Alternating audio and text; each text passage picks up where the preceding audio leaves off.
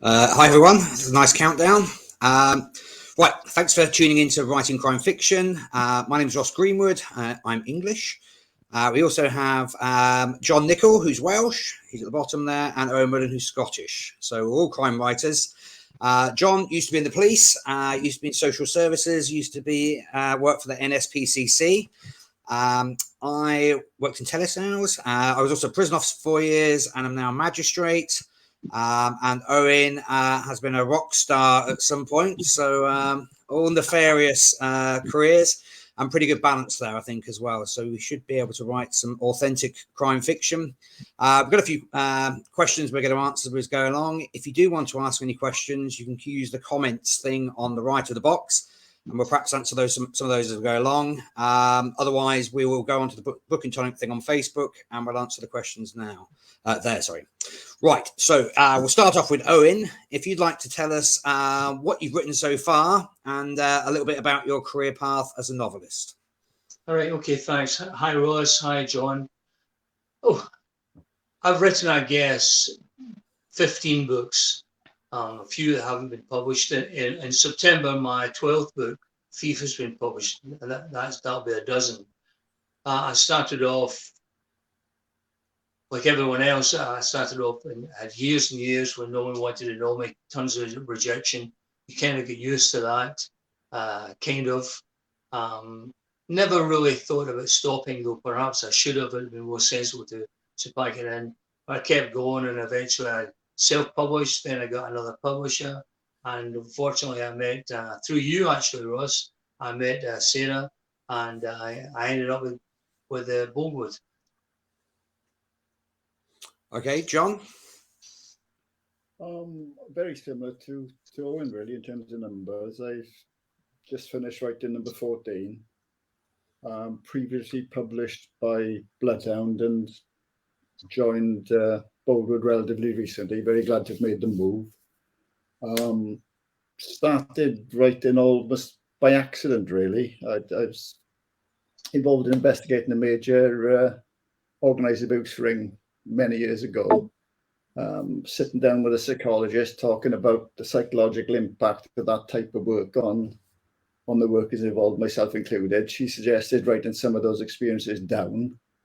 That became my first book.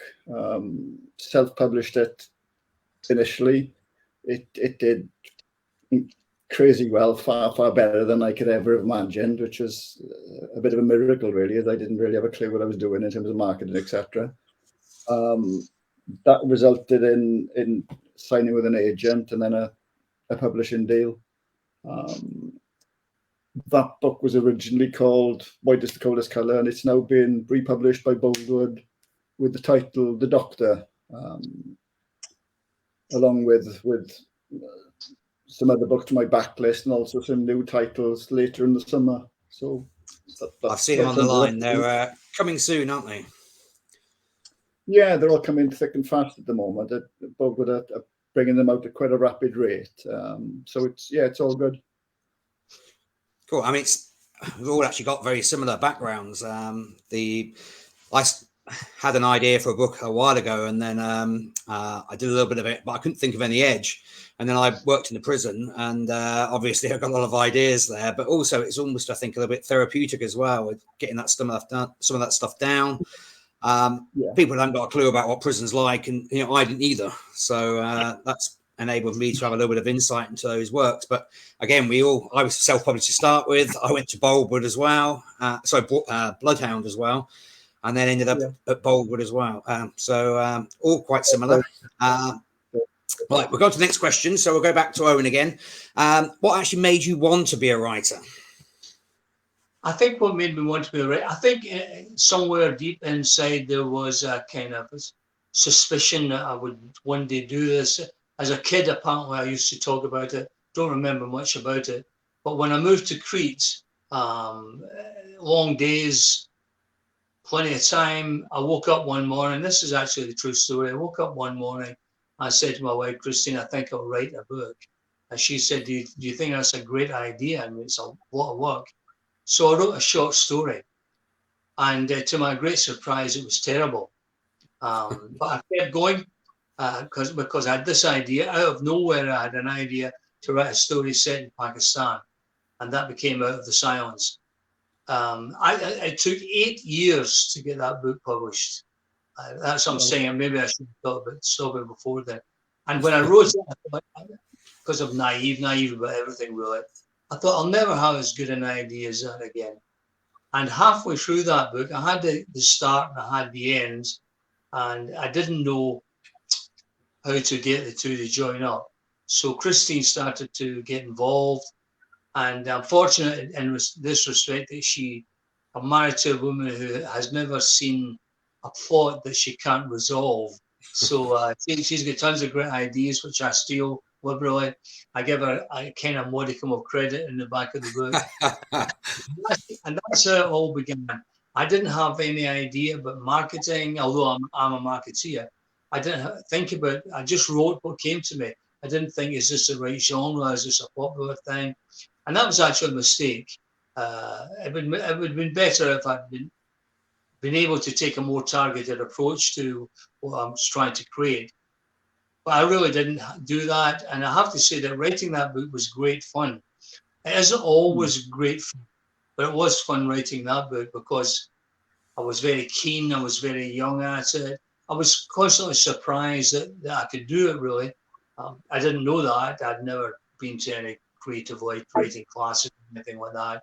So it was all just a big adventure for me. And then I went on, after that, I wrote a book in New Orleans. And that was my first detective story. And I got an agent, kind of, and she said, I'll never be able to sell you unless you write something in Scotland, set in Scotland on. And that's when I wrote the first of the Charlie Cameron books. And really that's what began for me. Everything, but because the other book I'd put aside, it was just too hard. She said I couldn't sell it in 100 years, which wasn't the most encouraging thing I'd ever heard.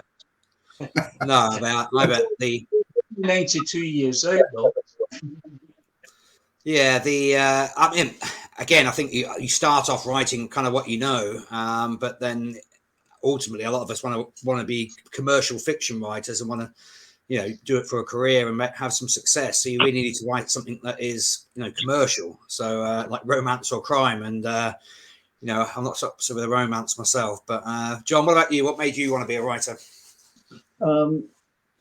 It's a bit like I said earlier, really. It happened almost by accident. I was sitting down talking to this psychologist. He said, write some of your experiences down, really as a therapeutic exercise. So I started doing that. And once I started, it just flowed. It was almost as if I was driven to write it. So what was a diary of sorts gradually became a fictional novel. Took 2 years, the first one. Never really thought it was going to be a book. Someone suggested self-publishing, which I did. It went straight into the Amazon Top 100 in the UK in, I think it was 2 weeks. Ended up as with a little orange bestseller badge that Amazon give books in. I think it was in 5 countries. It was made into an audiobook, which unbelievably went into the Audible Top 50 on publication day. So it was all just a complete shock to me, really. I hadn't expected anything like that to happen.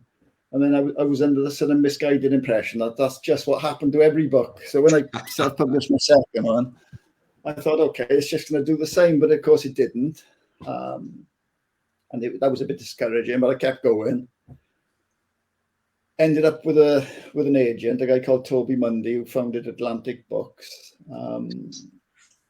He basically, because White had sold well, he was interested in representing me, and ended up then, as you did with Ross, with Bloodhound.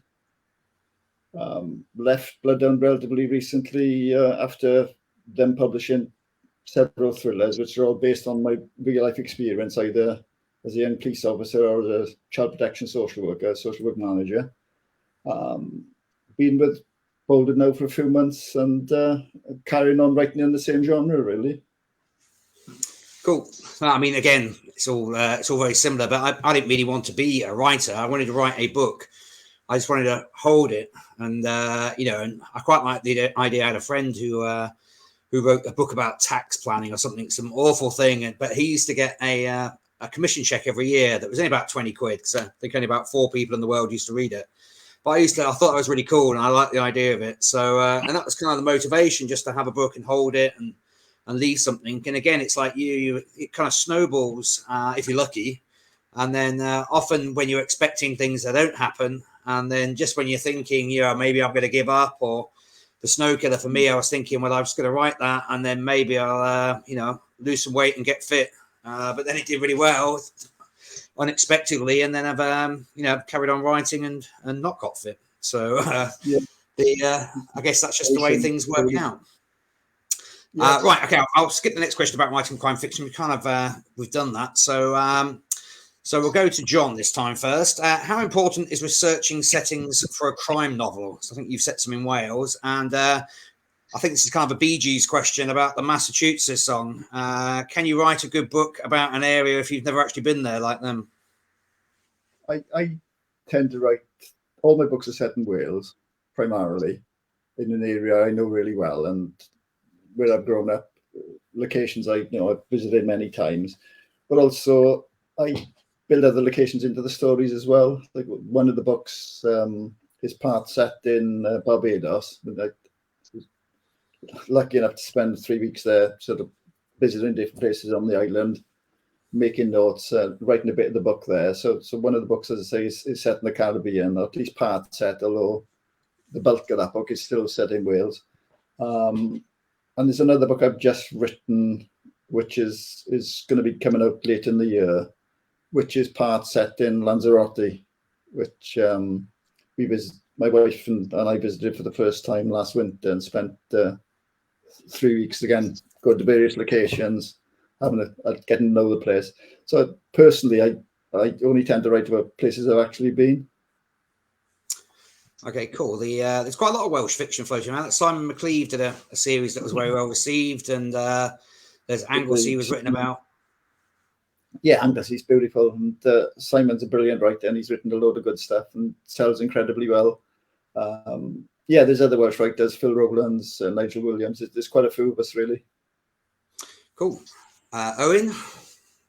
Well, I remember an anecdote I heard one time about Dustin Hoffman and Laurence Olivier when they were filming Marathon Man. In the book, the character is sleep deprived for 72 hours, and because Dustin Hoffman was a method actor or whatever he was, he deprived himself of sleep for 72 hours. So he's in the rehearsal studio and he's staggering around because he can hardly stand up. And Olivier said, why don't you try just acting, dear boy? And I thought, there's something to. I think it's. I think you can write a book somewhere if you haven't been, because you just use your imagination. When you research something, and I know that's a question that's coming up, that potentially adds dimensions to it and ways to it that perhaps maybe an authenticity that it would otherwise lack. But I feel that if you're a writer, people get killed and murdered and what I write. I've never killed anyone. Well, maybe when I sing, but I've never done these things. It doesn't deter me for 1 second.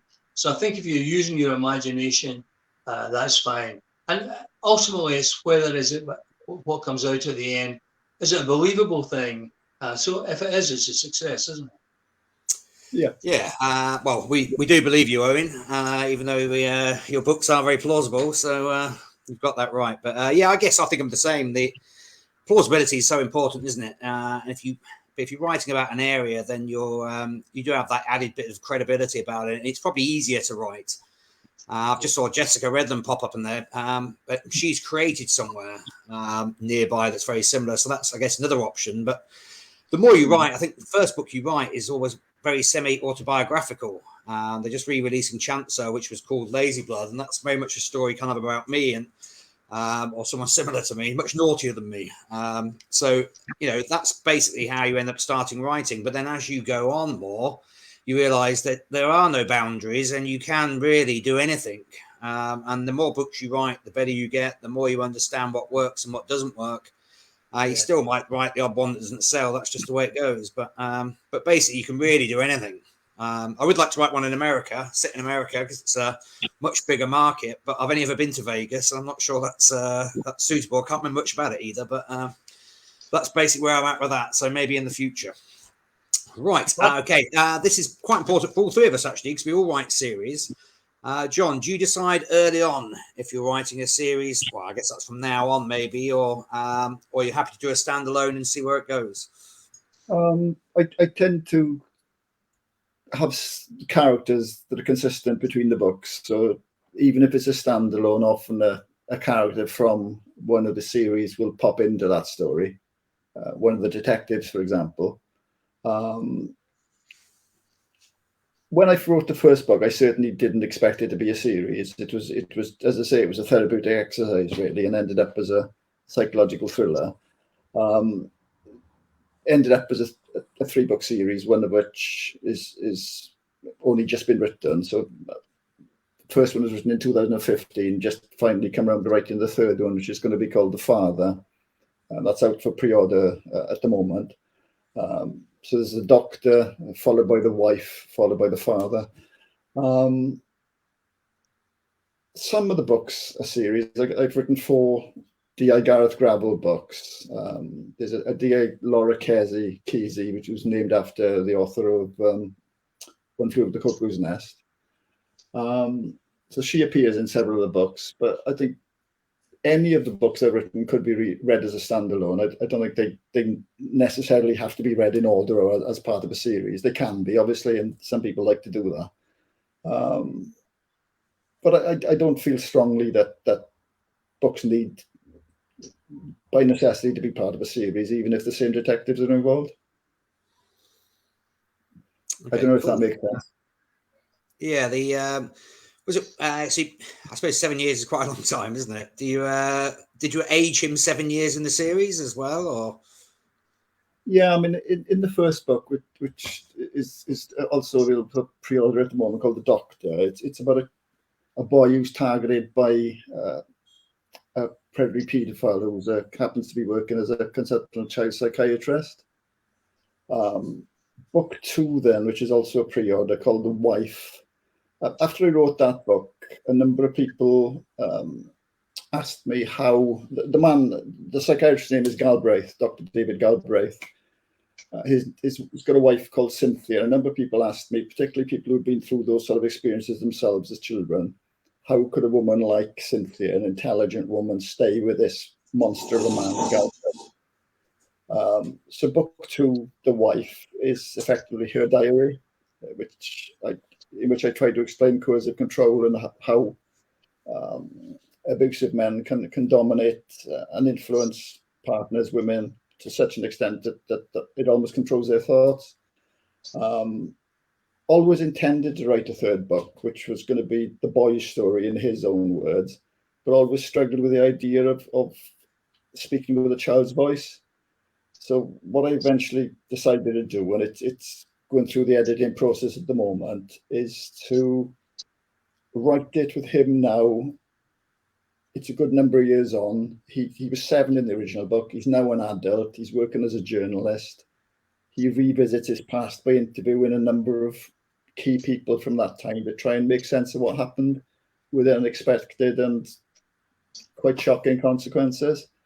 So he's not a child anymore. He's a guy in his 30s, got his own child, a wife, but is still haunted by what happened all those years ago, and much of the way I did, in a way, really, in writing the first book, writes a book to try and come to terms with some of his experiences.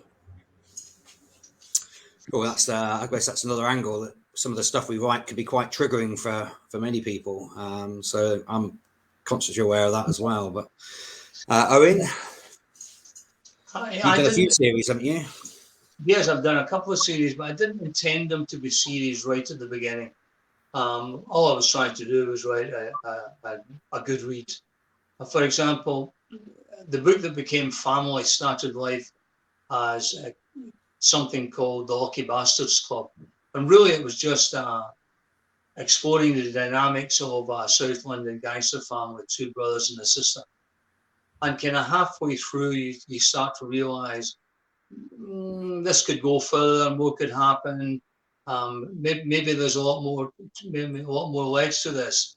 With Charlie Cameron, which is the other series, there's Charlie and there's two or three other people in the book, and like John, these people they reoccur. They're the kind of nucleus of the action and of all the banter and the relationships. And again, once you've written the first one and finished it and it's come out all right for you, when you're thinking about writing something else, they're already there. It's almost, I don't like when people say the characters take over. That doesn't work for me. But it is almost as if they're standing in the next room waiting for you to give them something else to do, because you've already created them. And when you're writing a series, of course, there is that greater opportunity to develop the people, to develop the characters, because you've got time, because you've got pages. So no, I didn't start off writing a series, but I do understand that there's great value if you happen to write Sherlock Holmes or create John Rebus, somebody like that. Yeah, that's quite interesting. So the Snow Killer idea I had was that's how I ended up doing the detective thing. I just had this kind of a slightly cheesy idea about writing a killer who killed when it snowed, so like concealing the evidence and stuff. And so the idea was to do a snow killer.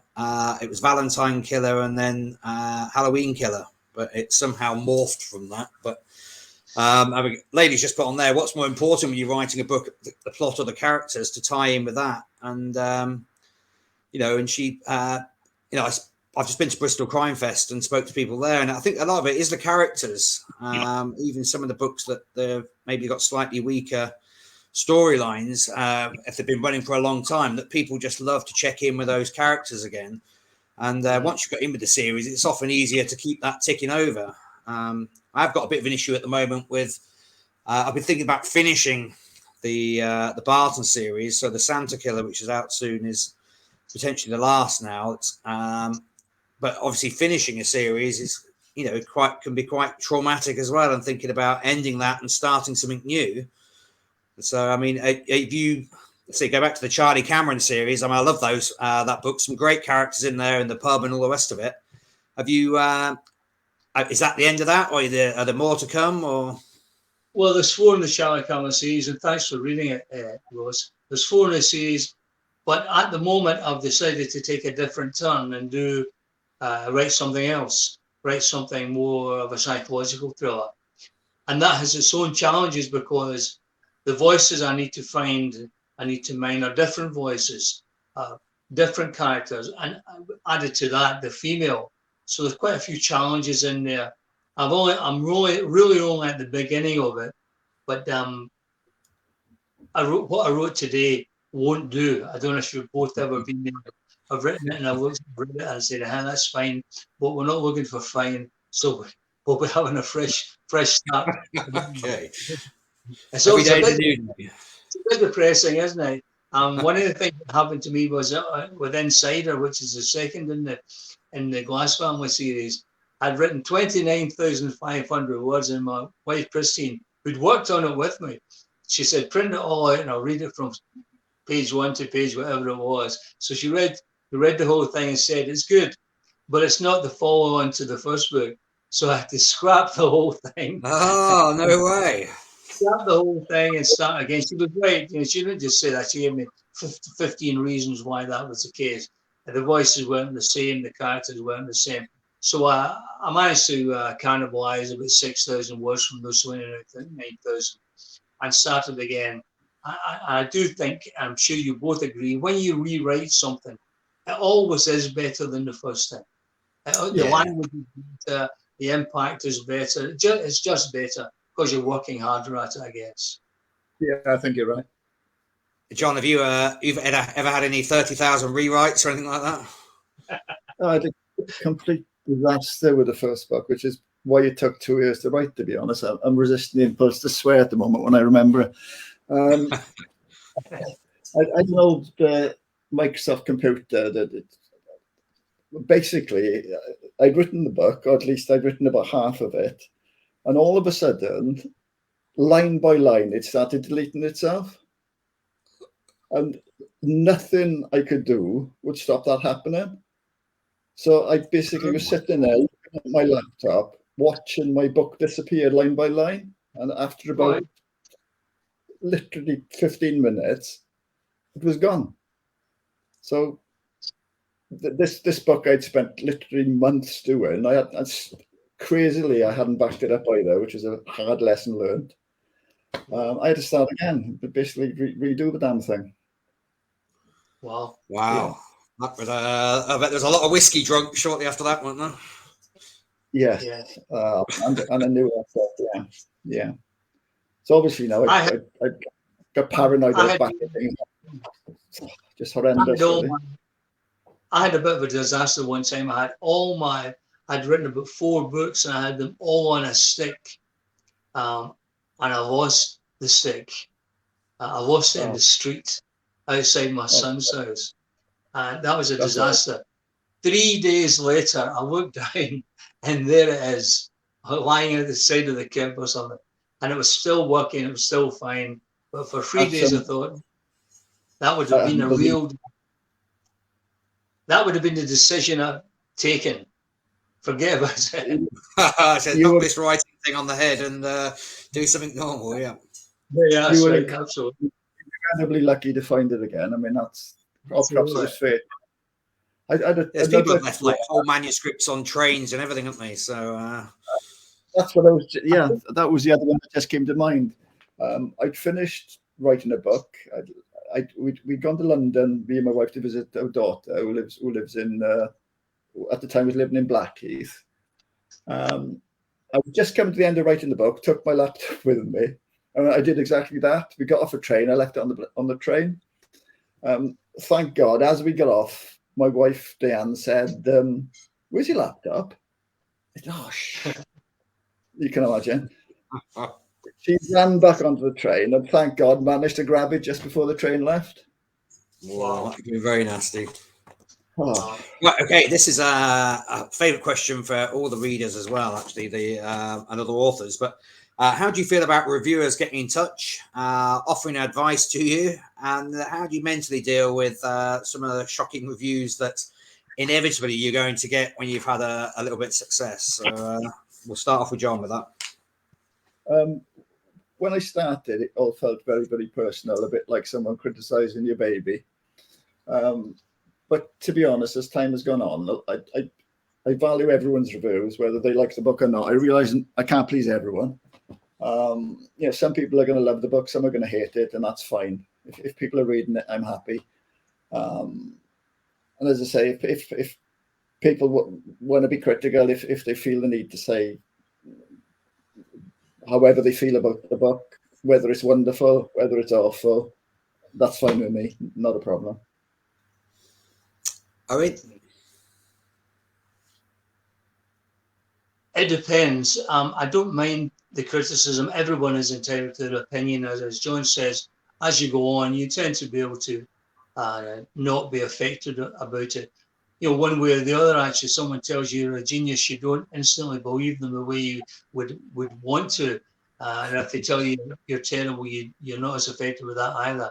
What is more difficult is sometimes how the criticism is couched. Some people are very, very rude, very needlessly direct. They don't realize that to play the piano very badly takes hundreds of hours. And to write a book, even a not very good book, takes somebody all kinds of time. And it's a funny thing about books. Years ago, I was speaking to a woman, and I said to her, we were talking about writing. She'd read one of my books, and she was very complimentary. And I said, "Have you ever thought of writing anything yourself?" And she looked at me and shrugged her shoulders and said, "Owen, where would I find the time?" That's all it is. All you need is the time. You don't need no other skills required. Have you learned to play the oboe yet? She wouldn't have said, "But where can I find the time? I'll scale the north face of the Eiger." Time would not be the issue. But when it comes to writing a book, where would I find the time? So I realise that people may not have, and nor should they, or need they, have a tremendous grasp on what writing a book, even a not very good book, takes. So more sanguine about the whole experience than I once was. Yeah, I mean, I've got an hour to learn the oboe tomorrow, so I better tick that bad boy off. What with that? I mean, I remember the first bad review is quite a shock 'cause it's so personal. But I guess it's like, you know, death of 1,000 cuts, and then you realise you survived and it didn't hurt so much. And you know, if you want people to write reviews and encourage that, I probably learnt the most from a few real ropey reviews where I suspect it's probably authors writing it and they've been so critical and, you know, massive review. Haven't got time to write their own book, but they've managed to write a novel on how bad my book was. But there've actually been a few gems in some of that. So, you know, and then it's, you know, it's just part of the thing really, isn't it? I guess it's part of anything nowadays is people happy to, it's easier to pull something down than it is to build something. So I just kind of put up, that's fine. Most people are great on that. You're never going to. I want to go and live with them in North Carolina, but what's that, John? Carry on. I said most people are great. You know, most reviewers are great and do write with good intentions. You get a small number of people who are vindictive. You get a very small number of people who write awful reviews for everyone's books. I have got one gem who writes a very similar review for all my books every time one comes out. Your personal stalker. Yeah. And they got their own reasons, I guess. But the vast majority of people write in good faith, don't they? They review a book in good faith and they give an honest opinion, and that's absolutely fine. I did. Yeah, I can remember. Sorry. Sorry. Owen saying that if someone says you're a genius, you can't take that too seriously. If someone says you're an idiot, you shouldn't take that too seriously either. Like I can remember with the first book I did, I had two reviews right next to each other. The first one said something along the lines of, "This is the best psychological thriller I've ever read," and the very next review said something along the lines of, "This is the worst psychological thriller I've ever read." And I suspect neither of them were right. But if it's what you average the two, then you're okay. Someone actually messaged me one day with a 4-word message. They distilled all my hundreds of hours of effort into 4 words. They said, "Read your book. Crap." Sorry about that.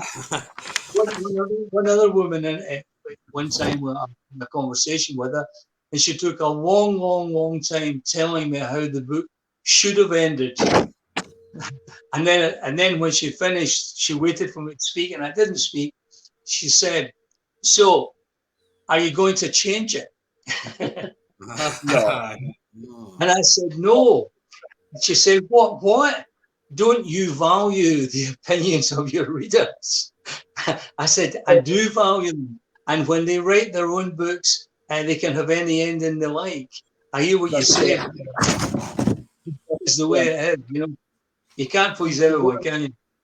You can't. And the worst is maybe laugh thinking about it. The worst review I ever had was from an American guy, and the review was, "If I ever meet this man in person, I'm going to kick him in the balls." Nice. That was the review. Yes, no American studies for you then. So, right, cool. So, a cracking question there. Do either of you have? So, do either of you have a tradition? Sorry, Owen, you say. Do either of you have a tradition that you do when you're finished with writing a book? No, I don't. I don't do anything. I'm always mightily glad. I read somewhere that Stephen King never wanted his books to end because he was having so much fun. That isn't my experience at all. I'm quite glad. I'm not glad the book's finished. I'm glad I managed to take it to the end, because when you begin a book, I don't know about anyone else, but when I begin a book, there's no certainty that I can write 90,000 words. There's no certainty I can do, and with me anyway, I can do that. One time when I started writing it first, when I wrote the short story, trying to get someone to look at it. And my wife phoned up some agent in London, and the girl on reception was very kind. She listened and she said, "What stage is the short story at?" And Christine said, no, he's written it. It's finished. He's just padding it out. And I'm developing it. I'm developing it. Dash padding it out. Glad the book finishes, actually. What about you, John? Do you night on the town, or is it just relief and know that editing process is next? No such luck, really. I remember Carolyn Mitchell, who writes some great books, saying that it can feel quite euphoric to actually finish a book. It's a bit, the comparison she gave was it's a bit like climbing a mountain, and you've got to the top, and you aim at the top, but then you realise you've got to climb another one. You know, or come back down, which could be the editing process. Yeah, yeah. I mean, yeah, the editing can be tough, can't it?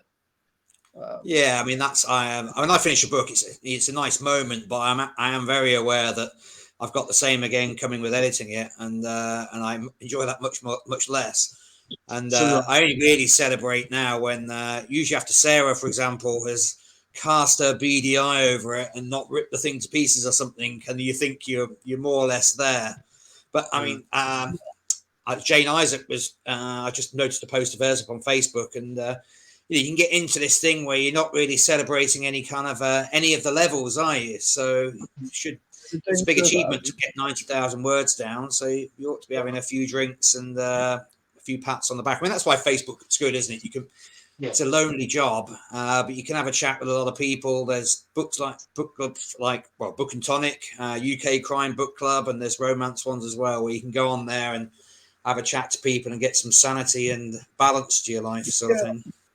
And there's some fantastically supportive readers and bloggers on places like Facebook. As you know, as yourselves, some of them are absolutely fantastic, wonderful people.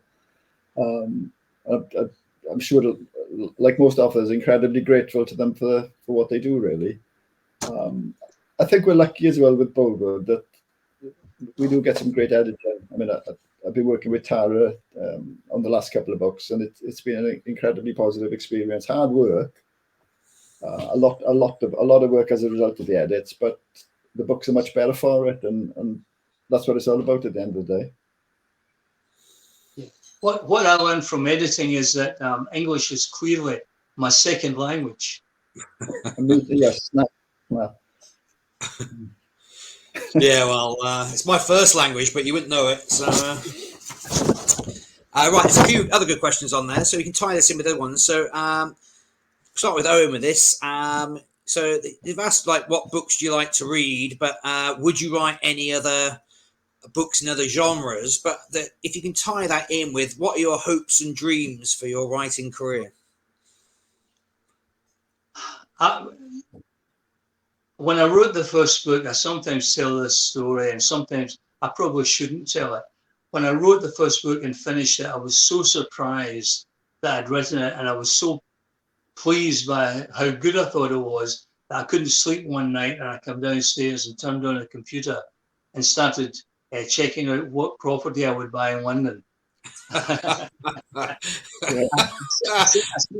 settled on a snazzy little place in Maida Vale for £10 million. But that'll do, that's fine. Give me half a dozen of those. And nowadays, I think my ambitions work on several levels. I want to write something that's good, whatever that means. That's entertaining, that entertains me. I want to be a decent writer.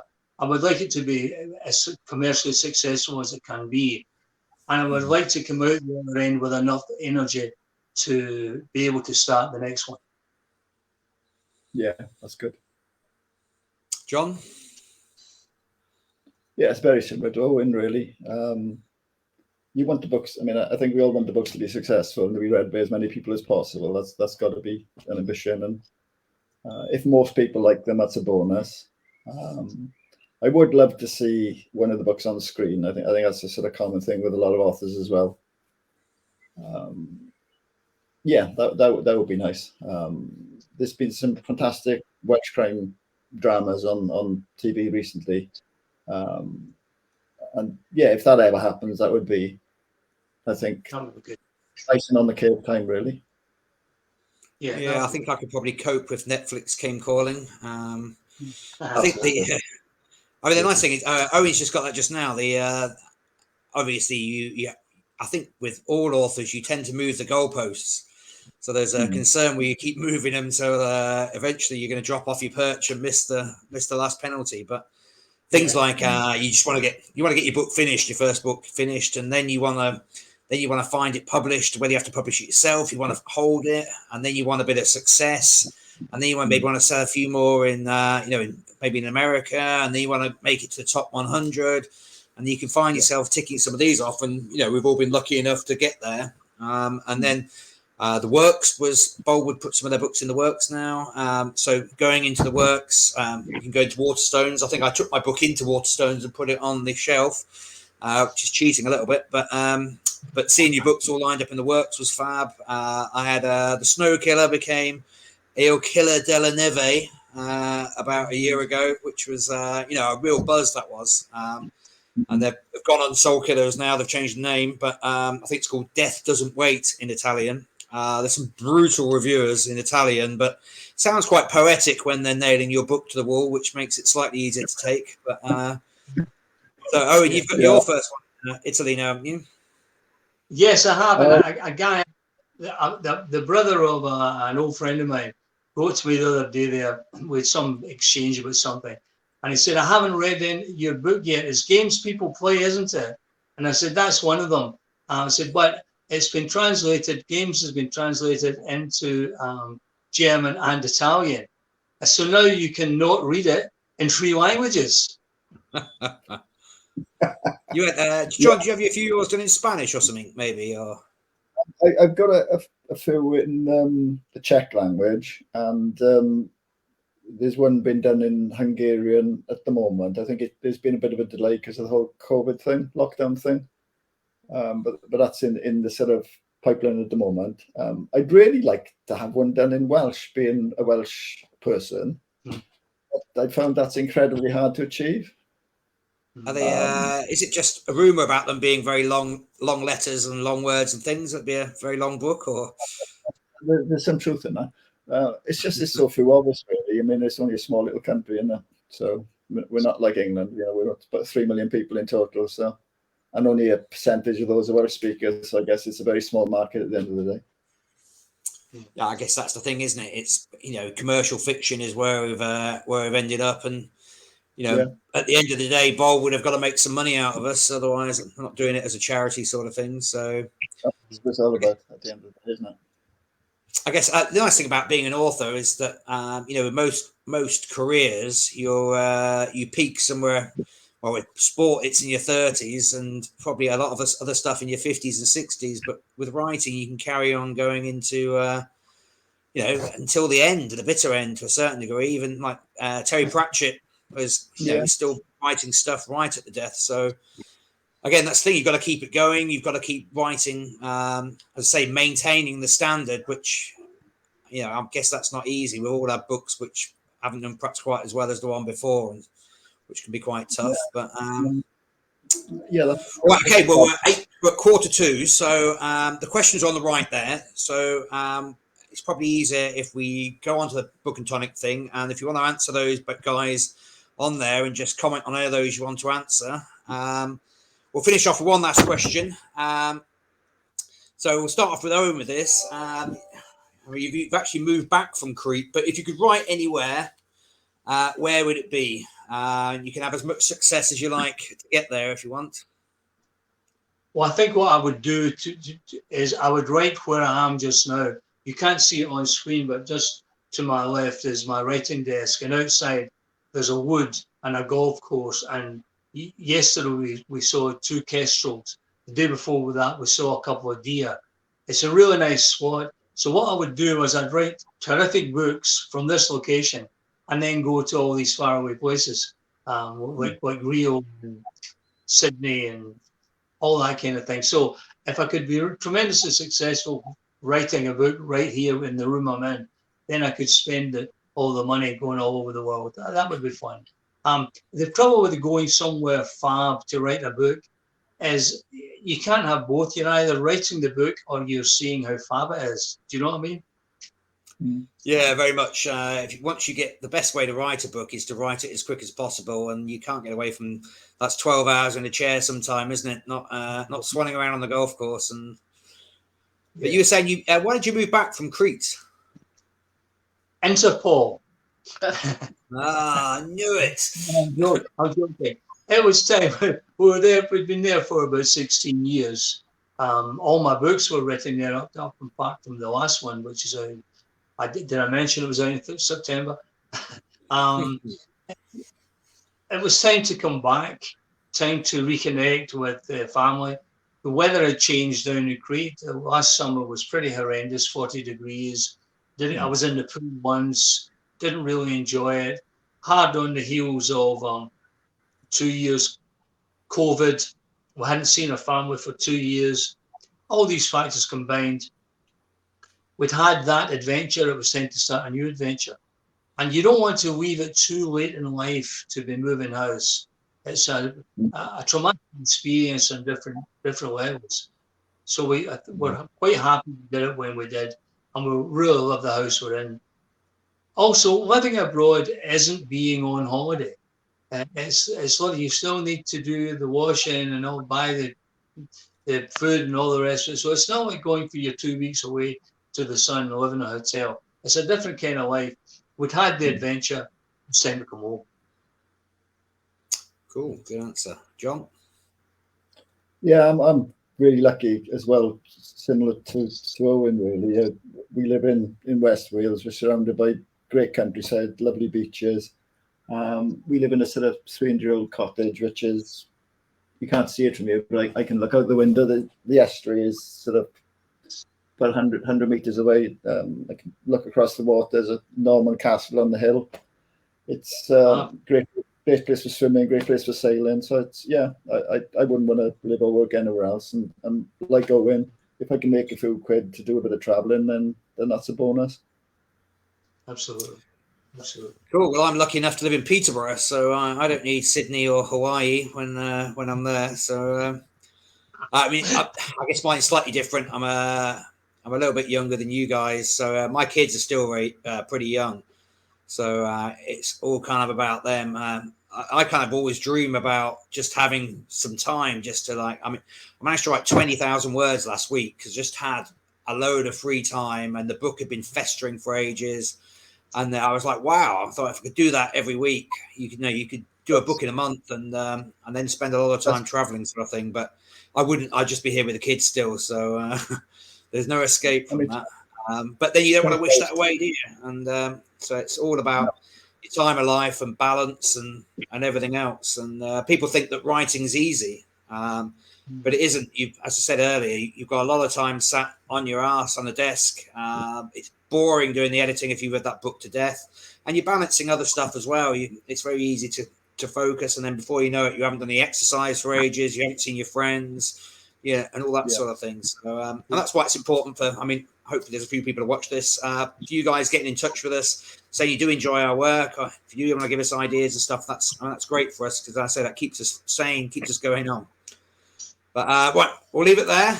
Just gone a little bit over, but thanks for listening for everyone who has done. Thanks to John and Owen for joining me, and hopefully we'll do another one of these soon. Yeah, thanks both. Thanks, guys. Yeah, nice one.